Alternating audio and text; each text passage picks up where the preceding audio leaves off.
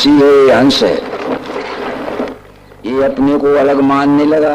जीव अंश है और ईश्वर अंशी है। ये जीव रूपी अंश इस विश्व रूपी अंशी को अपने से अलग मानने लगा। जात में बन गया, पांत में बन गया, कुल में बन गया, मत में बन गया, पंथ में बन गया, पद में बन गया। ये अपने को अलग मानने लगा विश्व से और अलगाव के काम करने लगा। परंतु ये ज्ञान बताने के लिए ये तो अंशी है, यानी ये होल है, पूरा है, ये पार्ट है, उसका अंश है। परंतु सचमुच में पूछो ये शक्कर है और ये क्या है?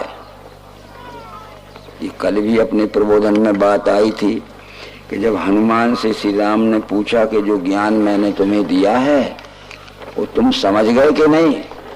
और हनुमान ने तुरंत कहा मैं समझ गया। बोले समझ गए तो मुझे भी समझा दे, कैसा समझे, गलत समझे कि मनमाना समझे? हनुमान ने तुरंत उत्तर दे दिया, देव बुद्ध्वा तु दासोहम जीव बुद्ध्वा तु अंशकम वस्तु तस्तु तदेव हम इति में निश्चिता मता। शरीर दृष्टि से पूछते हो, आज ही आपका अनन्य भक्त हो गया। सो अनन्य जाके यश मच न टरे हनुमंत मैं सेवक सचराचर रूप स्वामी। अनन्य भक्त उसे कहते हैं जिसकी मति यानी बुद्धि में यह निश्चय पक्का बैठ जाए कि मैं सेवक सचराचर रूप स्वामी भगवान, मैं सेवक हूँ और जितना जड़ चेतन और चराचर सृष्टि के रूप में सारा जगत दिख रहा है यही हमारा स्वामी परमात्मा है। यदि हम वेदांत की ओर जावें तो वेदांत की बात जो करते होंगे वो अधूरे वेदांती हैं, और संत के नाम पर जो संत की बात करते हों जब तक विश्व रूप परमात्मा को नहीं जानेगा तो संत महात्मा या साधु उसको वेदों में नहीं कहा गया है। 8वीं सदी में अवतीर्ण हुए प्रकांड विद्वान आदि शंकराचार्य कहते हैं दृष्टि में ज्ञानमयी कृत्वा पश्येद ब्रह्ममयम जगत सदृष्टि परमोदारा न नासा गवलोक।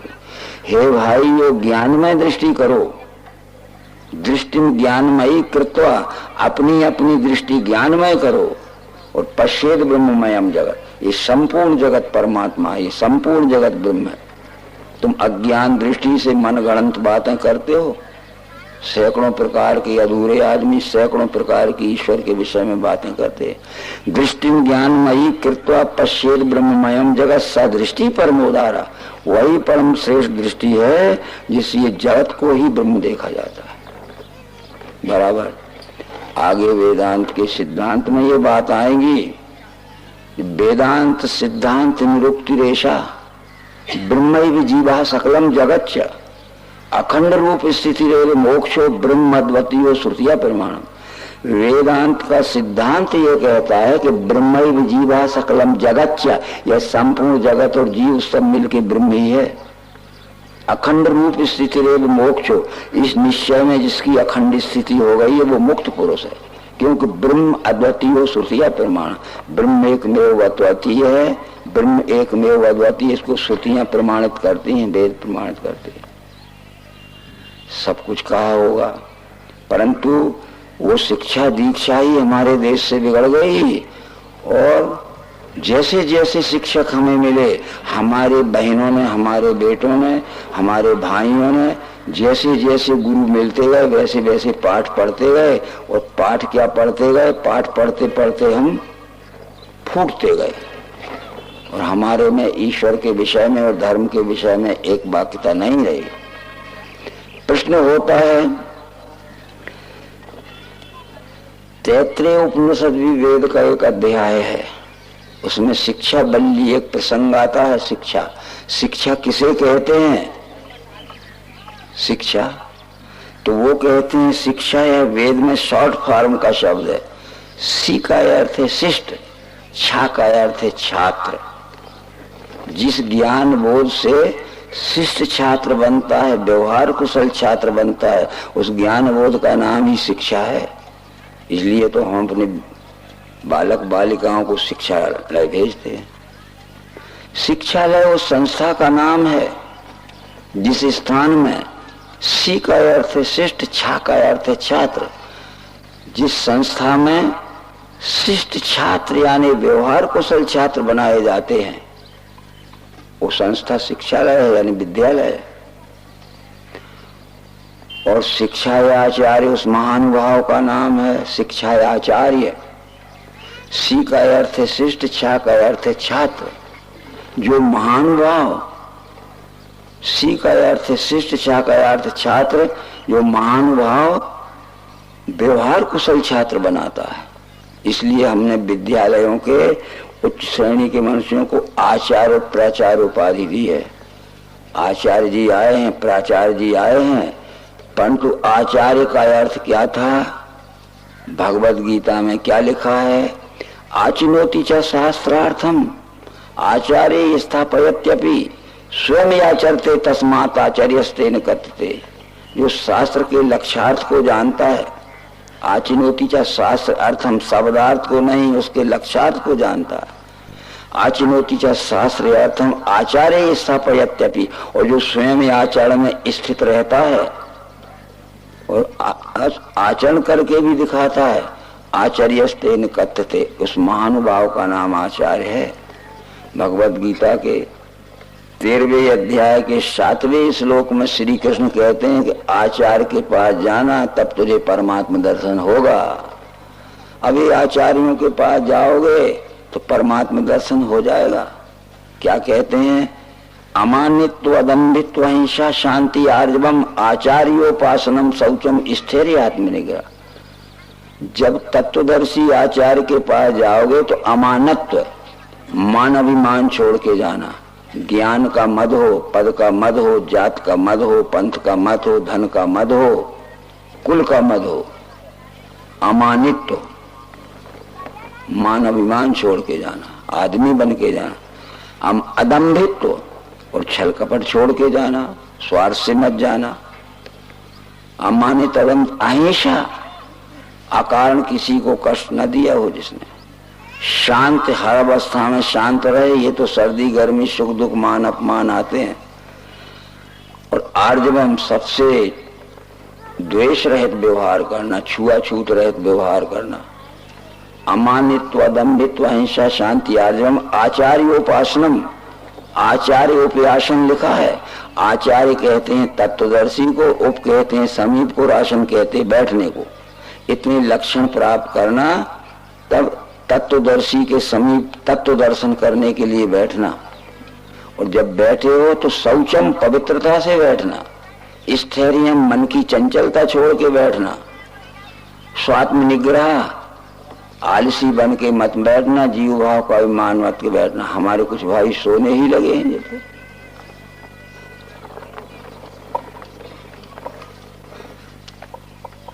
ठीक है, देखो, इसलिए शिक्षा ये शॉर्ट फॉर्म का शब्द है जिस ज्ञान बोध से शिष्य छात्र बनाए जाते हैं। सी का अर्थ है शिष्ट, छा का अर्थ है छात्र, यानी व्यवहार कुशल छात्र बनाए जा रहे हैं। और हमारे आचार्य यदि शिष्टाचारी नहीं बना सके हमें, तो उसकी विपरीत क्या लागू होगा? भ्रष्टाचारी जरूर बना देंगे। देख लीजिए, आज हम सब भ्रष्टाचारी बने हैं। बड़े बड़े विद्यालयों से निकल रहे, बड़े बड़े गुरुकुलों से निकल रहे।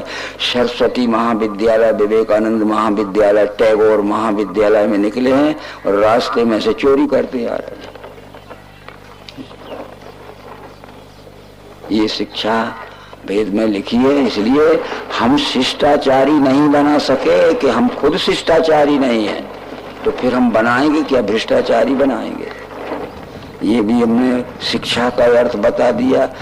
शिक्षा कहते हैं विश्व रूप दर्शन कराने वाले ज्ञान बोध को। बस वो जान लिया कि विश्व को जब परमात्मा के रूप में पहचान लिया तो किसकी चोरी करोगे, किससे रिश्वत लोगे, किसके साथ में बुरा व्यवहार करोगे, सब बुरा व्यवहार छूट जाएगा। जानना है इस व्यवहार तो हमें यही करना है इस विश्व में। कहाँ करोगे जाके व्यवहार? दूसरी बात थी, ये जब यज्ञ लिखा है, यज्ञ जानते हो आप? यज्ञ, ये यज्ञों का स्वरूप बदल चुका है। 4 युग होते हैं, सतयुग, त्रेता, द्वापर, कलयुग। रामायण में इनका वर्णन है। कृतयुग सब योगी विज्ञानी कर हरिध्यान तरह भव प्राणी, शुद्ध सत्व समता विज्ञाना कृत प्रभाव मन प्रसन्न जाना। ये कृतयुग कर्म हुई सब केरे, हृदय राम माया के प्रेरे। सतयुग के सब मनुष्य विज्ञान बुद्धि के होते थे। विज्ञान बुद्धि कहते हैं सुनकर पढ़कर नहीं मानते थे, देखकर पहचान कर मानते थे।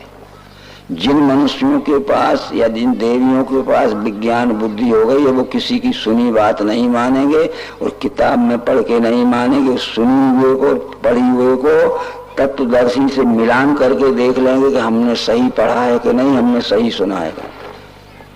कृतयुग सभी योगी विज्ञानी कर हरिध्यान करेंगे प्रण। एक ही विश्व रूप परमात्मा का ध्यान करके अपने स्वम स्वम चरित्रम शिक्षेरम पृथिव्याम सर्वमान, अपने अपने स्वकर्म द्वारा सच्चाई से इस विश्व रूप की सेवा करते थे। परंतु त्रेता विविधि यज्ञ नर करी, त्रेता में विविधि यज्ञ आ गए, वो सतयुग में यज्ञ का नाम नहीं था। त्रेता विविधि यज्ञ नर करी, फल समर्प भव सागर तरी। विविधि यज्ञ होने लगे, लोक कल्याणकारी कर्म को यज्ञ कहते हैं। इसलिए जना नाम समूह जनता तत्सुखा आयु भवति सा यज्ञ। ये मनुष्यों के समुदाय को जनता कहते हैं। जनता को हमारे द्वारा जिस प्रकार से सुख शांति पहुंचाई जा सकती है उस कर्म का नाम यज्ञ है। उदाहरण देते हैं, अकाल पड़ गया और वर्षों तक पानी नहीं गिरा, अनाज पैदा ही नहीं हुआ तो भूखों मरने लगे लोग, तो अन्नदान यज्ञ करिए, जलाना मत। क्योंकि वहां लिखा है कृत्वाग्निहोत्रम स्वशरीर संस्थम शरीर मग्न स्वमुखो ज्योति। यज्ञ करो कृत्वाग्निहोत्रम, और जो भूखों मर रहे हैं कृत्वाग्निहोत्रम स्वशरीर संस्थम शारीर मग्न स्वमुखो जो, मुंह से भोजन की आहुति डालो। और ये जठराग्नि जल रही है, भूखों मरने वाले के मुंह से भोजन की आहुति डालो, जठराग्नि जाएगी तो वो देखो कितना खुश हो जाएगा भूखों मरने वाला। अकाल पड़ गया है, लोग भूखों मरे तो अन्नदान यज्ञ करो। परंतु मित्रों ठंड पड़ गई है और शीतलहर से सैकड़ों लोग रोज मर रहे हैं, वस्त्रदान यज्ञ करो। उनको कंबल भेजो, गद्दे भेजो, या विश्वसनीय संस्था के द्वारा उन्हें पहुंचाओ, या अपने ही गांव में हैं तो उनकी परवाह करो। लकड़ियों के धूने इकट्ठे कर दे, शाम को जला दे। भैया जिनके पास घर द्वार नहीं है, कपड़े नहीं, रात भर इसमें तुम शीत निवारण करो। उस समय क्या वस्त्रदान यज्ञ करो। जो बीमार हो गए हैं, जिनके पास डॉक्टर की फीस पटाने के लिए पैसे नहीं है, महंगी औषधियां खरीदने के लिए पैसे नहीं है, तो फिर औषधि दान यज्ञ कराओ उनको। कितनी महंगी दवा हो अपने पैसे से खरीदो उनको, ठीक है। डॉक्टर ने चार्ट पे लिख दिया कि इसको सेव फल लगेगा, मौसम्बी का रस लगेगा, तो फलदान यज्ञ करो। इस तरह से जो गरीब हैं, स्कूलों की कॉलेजों की फीस बड़ी महंगी हो गई है, किताबें महंगी हो गई हैं, और ड्रेस बनाना बड़ा महंगा हो गया, पोशाक, और उनके लड़के पढ़ नहीं पाएंगे, ढोर ही चढ़ाएंगे, अज्ञानी रह जाएंगे। विद्यादान यज्ञ कराओ अपनी ओर से। बीमार हो गया मनुष्य, खून की कमी है, तड़प रहा है बेचैन होके, और डॉक्टर कहता है इसको खून नहीं है इसलिए ऑपरेशन नहीं हो सकता, तो मोटे ताजे काजू किशमिश खा के बैठे तो अपने शरीर का खून दे दो भैया, रक्तदान यज्ञ करो। नहीं, हम न देंगे, हम काजू किशमिश खा के, रबड़ी खा के मोटे बन के बैठेंगे। रक्तदान करो, नेत्रदान यज्ञ करो, भूदान यज्ञ करो। जिसके कारण जो दुखी हो रहा है मनुष्य, उसकी सहयोग के लिए मनुष्य का हर एक कर्म यज्ञ। तुमने तो 2-4 बोरे शक्कर ले ली, 10-20 टीन घी ले लिया, उसमें जौ और तेल लगा के गड्ढे में डाल के जला दिया। इसलिए निश्चित है वैचारिक परिवर्तन करिए आप। भगवत गीता के 16वें अध्याय का नाम देवासुर संपद विभाग योग है। 16वें अध्याय के 17वें श्लोक में कृष्ण जी कहते हैं, आत्म संभाविता स्तब्धा धनमान मदान्विता यजन्ते नाम यज्ञैस्तेन दम्भेन विधि पूर्वकम। घमंडी अपने भाट मद में धनमान के करते हैं नाम के यज्ञ दम्भ से। सांस छोड़ के। बड़े अभिमानी लोग, घमंडी, अपने भाट अपने ही मुंह से अपनी तारीफ बताने वाले, मद में धन मान के हमारा सम्मान सब करें, मद सम्मान का और धन कमाने का उद्देश्य इस यज्ञ का हो तो वो यज्ञ नहीं है अर्जुन, वो पाखंड है। घमंडी अपने भाट मद में धन मान के करते हैं नाम के यज्ञ, करते हैं नाम के यज्ञ दम्भ से साथ छोड़ के। सोच लीजिए, जब कृष्ण जी के पालक पिता नंद जी, नंद बाबा इंद्र यज्ञ कर रहे थे, कृष्ण की जिंदगी का वो पहला मौका था। कृष्ण जी ने अपने पालक पिता नंद बाबा से पूछा कि कौन सा बड़ा आयोजन हो रहा है, इसकी तैयारी बहुत जोरदार हो रही है। तो नंद बाबा बोले कि हम इंद्र यज्ञ करेंगे। तो कृष्ण जी ने कहा कि इंद्र यज्ञ का क्या उद्देश्य है? बोले इंद्र मेघों का राजा है, यज्ञ करेंगे तो वो खुश होगा जब पानी गिराएगा। तो कृष्ण ने क्या उत्तर दिया है खुद पढ़ के देखो भागवत, तो सुनाने वालों की सुन के मत मानना। इंद्र यज्ञ से और पानी गिरने से कोई संबंध नहीं है। सूरज अपनी किरणों की उष्णता से जो वाष्प के रूप में पानी सोखता है, ताप शून्यता होते ही 4 महीने में वो गुरुत्वाकर्षण में गिर जाता है। वो तो अपने आप हो रहा है, प्राकृतिक यज्ञ हो रहा है। इंद्र यज्ञ बंद करवा दिया था कृष्ण ने, जब अवतार हो के यज्ञ बंद करवावे। और हम हमारे आपके जो मेरे समकक्ष उम्र के हैं, पहले चले थे यज्ञ, विष्णु यज्ञ, रुद्र यज्ञ, सचंडी यज्ञ, फिर इसके बाद कंपटीशन मच गया। विष्णु महायज्ञ, रुद्र महायज्ञ, सचंडी महायज्ञ, महाशब्द और जुड़ गया। फिर कंपटीशन मचा, अति विष्णु महायज्ञ, अति रुद्र महायज्ञ, अति सचंडी महायज्ञ। केवल सिंगल था कि रुद्र यज्ञ, विष्णु यज्ञ, सचंडी। अब विष्णु महायज्ञ, रुद्र महायज्ञ, सचंडी महायज्ञ, हमने और एक शब्द जोड़ दिया, अति विष्णु महायज्ञ, अति रुद्र महायज्ञ, अति सचंडी महायज्ञ। अब 3 में से आपको कौन सा कराना? हम तो यह अति विष्णु महायज्ञ कराएंगे। बोले 10 लाख रुपए का इंतजाम करो। महाराज इतना तो नहीं होगा। अरे तो फिर अति शब्द हटा दे, विष्णु महायज्ञ कर ले। नंबर 2 का ये भी नहीं होगा महाराज, तो फिर केवल विष्णु महायज्ञ कर ले, 1.5-2 लाख में हो जाएगा। बताओ, करते हैं नाम के यज्ञ दम्भ से साथ छोड़ के, घमंडी अपने भाट मद में धन मान के।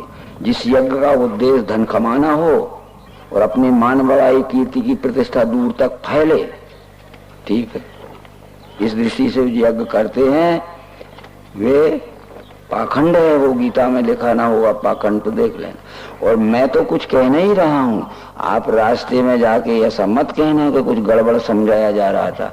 जिन ग्रंथों के प्रमाण देता हूँ वो बड़े पुरुष हैं कृष्ण जी। शंकर जी की पत्नी का नाम पार्वती था। वो अपने पिता के घर में कुछ भी करती रहती होगी, उपास व्रत करती होगी, जप जाप पाप करती होगी, जैसी लड़कियां ये अपने पितृ घर में कुछ करती। जब पार्वती विवाह करके शंकर जी के घर में आई तो वो वहां करने लगी। शंकर जी ने कहा ये क्या कर रहे हो, ये कोई ईश्वर की प्राप्ति का थोड़ी उपाय। और समझाया, रामायण में लिखा है कि उमा जोग जप दान तप नाना व्रत मखनैम, राम कृपा नहीं करें जस निष्केवल। उमा जोग जप दान तप नाना व्रत मखनैम, हे पार्वती जोग जप दान तप नाना प्रकार के व्रत उपवास करने पर राम प्रसन्न नहीं होते। और तू क्या कर रही है, अपने पिता के घर से सीख के आई है। आपको लगेगा कि हमारा सब फट्टा ही साफ हो रहा है।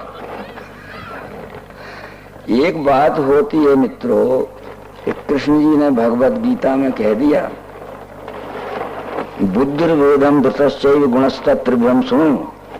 18वें अध्याय में कहा है, गुणों से 3 हैं भेद, बुद्धि के और धैर्य के।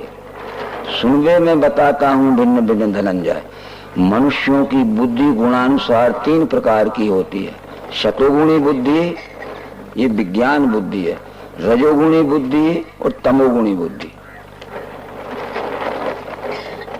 प्रवृत्ति को, निर्वृत्ति को, कार्य और अकार्य क्या, बंध और मोक्ष को जाने बुद्धि व्यापार सात्विकी। जिस धी से धर्म अधर्म, कार्य और अकार्य क्या, सत्य जाना नहीं जाता बुद्धि व्यापार राय से। और जो बुद्धि तम से व्याप्त कहे धर्म अधर्म को, अनर्थ अर्थ में देखे बुद्धि व्यापार तामसी। अधर्मम धर्मिति या मन से तमसावृता, और सर्वार्थान विपरीतांश बुद्धि सपाट, जो 100 बातों में 100 ही उल्टे अर्थ करती है। वो तमोगुणी बुद्धि वाला मनुष्य को ज्ञान होगा नहीं। अगर उसकी श्रद्धा बनी रही तो धीरे धीरे 1 जन्म 2 जन्म 4 जन्म में लग जाएगा। तो ज्ञानी अनेक जन्म के यत्न से बचता। मुझे ये वासुदेव विश्व ही है, अनेक जन्म भी लग सकते। ये साधक के ऊपर। सत्वगुणी को कम समय लगेगा, रजोगुणी से उससे ज्यादा समय लगा, और तमोगुणी को तो सैकड़ों जन्म लग जाएंगे जब वो निर्मल हो पाएगा।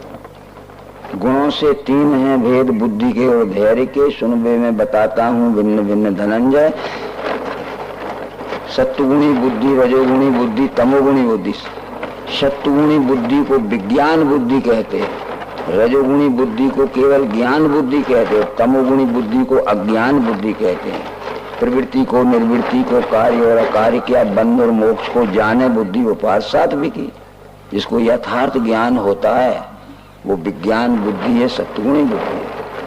जिस धी से धर्म अधर्म, कार्य और अकार्य क्या, सत्य जाना नहीं जाता बुद्धि व्यापार है। जिस बुद्धि से धर्म किसे कहते हैं या धर्म किसे कहते हैं, सच्चा क्या है झूठा क्या है, ये पहचान नहीं हो पाई। ढुलमुल ढुलमुल ढुलमुल रहती है। उसकी मान है कि उसकी मान है, वो ठीक है ये ठीक, वो रजोगुणी बुद्धि है।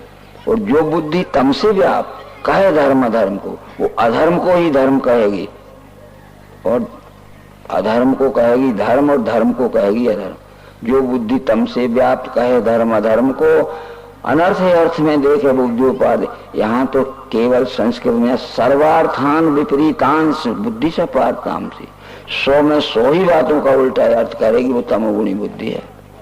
इसलिए मित्रों, ये युग कलयुग है, तामस से अधिक रजोगुण थोड़ा, कली प्रभाव व्यापो चाहूंगा। इस तरह से विचार है। आगे और दूसरी बात का अर्थ यज्ञ का अर्थ तो आप समझ गए होंगे। जना नाम समूह जनता सुख आयु भवत्या यज्ञ। ये मनुष्यों के समुदाय को जनता कहते हैं। भूखों मरने वालों को अन्नदान यज्ञ करो, ठंड में मरने वालों को वस्त्रदान यज्ञ करो, बीमारी से मरने वालों को औषधि दान यज्ञ करो। जिनके पास पढ़ने लिखने के लिए ड्रेस के, किताबों के फीस पटाने के लिए वो विद्यादान यज्ञ करो। हमारा हर एक काम यज्ञ है। ऐसे अनेक ही यज्ञ कहे हैं ब्रह्मदेव ने। वे सब कर्म से हो में जान ले मोक्ष पाएगा, परंतु द्रव्य के यज्ञ से श्रेष्ठ अर्जुन ज्ञान यज्ञ है। अंत में सब कर्मों का लय है ज्ञान यज्ञ में। तद विद्धि प्रणिपातेन परिप्रश्नेन सेवया उपदेशयन्ति ते ज्ञानम ज्ञानिनः तत्वदर्शिनः। पर ज्ञान यज्ञ प्राप्त करने के लिए तत्वदर्शी के पास जाना, अनाड़ियों के पोशाकियों के पास मत जाना। मेरी बात समझ रही होती, नहीं तो मैं रिपीटेशन इसलिए करता हूँ कि दोबारा भी कह देता हूँ। दिव्य के यज्ञ से श्रेष्ठ अर्जुन ज्ञान यज्ञ, श्रेयान ज्ञान मया यज्ञ। अंत में सब कर्मों का लय है ज्ञान यज्ञ में। इसलिए तद विद्धि प्रणिपातेन परिप्रश्नेन सेवया उपदेशयन्ति ज्ञानम ज्ञानिनः तत्वदर्शिनः। तत्वदर्शी पुरुष के पास जाना, वो ज्ञान यज्ञ के विषय में समझाएंगे। ज्ञान से सभी कर्म अर्पण करना मुझे, निराश निरहंकारी अशोक बन के लड़ो। तो ये सब बातों का विचार करते हुए हमारा यज्ञ भी बिगड़ गया, हमारा दान भी बिगड़ गया। सीता जी का बिगड़ गया तो हमारा भी दान बिगड़ सकता है। अपरिचित आदमी को, भेषधारी को साधु मान लोगे तो वो साधु क्या होगा। वो एक दिन ऐसा मौका आएगा कि किस्मत में अगर बचाव ना होगा तो उठा के हमें भी ले जाएगा, और जो हमें खोजने जाएगा तो हमारे घर वाले को भी मरवा देगा। धोखे में मत रहना। शास्त्र में लिखा है देवी और पतिरेव गुरु श्री राम। स्त्रियों को गुरु नहीं बनाना चाहिए, स्त्रियों का पति ही गुरु है। और पति से तो लड़ाई ठनी रहती है, महीनों महीनों नहीं बोलती हैं और ना मालूम किसको ढूंढते फिरते हैं। बोलो। और उल्टा अर्थ जब कर दिया सर्वार्थान विपरीतान, तो पतिरेव गुरु नाम ये लिखा था कि स्त्रियों का पति ही गुरु है। उल्टा हमने क्या कह दिया, गुरु ही पति है। ले पति चला गया परदेश तो गुरु को कह जाओ हमारा घर संभालना। ये हमारी बहनें उल्टा यार समझ लेंगी और बस बहुत बुरे बुरे जाल में फंस जाएंगे। इसलिए सबसे पहले हमारा फर्ज है, भगवान श्री मायानंद जी कहते हैं, संवाद संजीवनी नामक उन्होंने पुस्तक लिखी है, वो प्रकाशित नहीं हो सकी है। संवाद संजीवनी के ज्यादा से ज्यादा सूक्त जो हैं, बुद्ध सूक्त पहले भाग में आ चुके हैं, तो उन्होंने कहा अब इसको प्रकाशित करने की जरूरत नहीं है। एक व्यक्ति ने भगवान मायानंद चेतन जी से प्रश्न किया, इस संसार का अज्ञान कब मिटेगा? संसार का अज्ञान कब मिटेगा? संसार की मूर्खता कब मिटेगी? तो भगवान ने कहा कि जब मूर्ख पैदा न होंगे तो मूर्खता मिट जाएगी। वो पूछता है कि मूर्ख पैदा कब ना होंगे, तो भगवान कहते आप लोगों के ऊपर। वो पूछता है हमारे ऊपर क्यों है? बोले जन्म से अपने बच्चे बच्चियों को विज्ञान बुद्धि की शिक्षा दोगे तो मूर्ख ही पैदा करो, मूर्खजनक तो तुम खुद ही रखे हो। मेरी बात समझ गए? प्रश्न करता है व्यक्ति कि संसार में मूर्ख पैदा कब ना होंगे, अज्ञानी पैदा कब ना होंगे ये संसार में? तो वो कहते हैं कि जब ये मूर्ख पैदा ना होंगे तो अज्ञान चला जाएगा। ये मूर्ख पैदा कब ना होंगे? उन्होंने कहा आप लोगों के ऊपर है। हमारे ऊपर क्यों है? अरे जन्म से अपने अपने बच्चे बच्चियों को हम विज्ञान की बुद्धि की शिक्षा देंगे तो वो मूर्ख ही पैदा क्यों होंगे? मूर्ख जनक कौन है? नहीं समझे? है? हम स्वयं हैं। तो हमें स्वयं का फर्ज है कि पैदा होते ही हमारे लड़के लड़कियों को आवारा न छोड़ दें, हम उनको विज्ञान बुद्धि की शिक्षा दें तो मूर्ख पैदा न होंगे। हमने ही उन्हें खुली छुट्टी दे।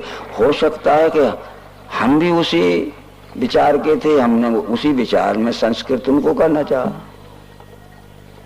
अब हम एक मत के विषय में बात समझाते हैं। ये तो हुआ हमारा क्या। दूसरी बात इसमें आती है कि मनुष्य तप करते थे और तप से बड़ी सिद्धि मिलती थी।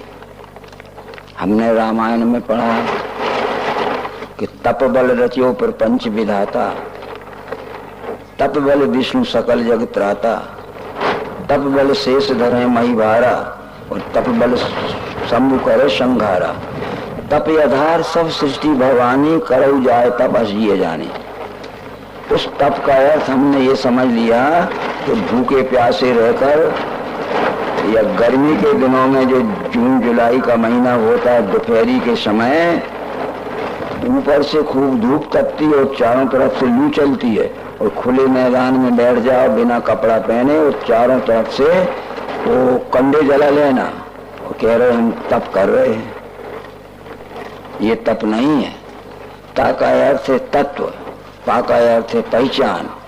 तत्व पहचानने के लिए जो हम तत्वदर्शी का सत्संग करते उसे तप कहते हैं। ता का अर्थ है तत्व और पा का अर्थ है पहचान। तत्व पहचानने के लिए जब हम तत्वदर्शी का संग करते हैं तो उसे तप कहते हैं। भूखे प्यासे रहने का नाम तप नहीं है। वो धूप में बैठ के चारों तरफ कंडे जलाए हैं, बिना कपड़े के बैठ गए, तप रहे हैं, झुलस रहे हैं, वो तप नहीं है। ठीक है। इसलिए निश्चित है भागवत महापुराण के दूसरे स्कंद के 9वें अध्याय में तप का समझाया गया है।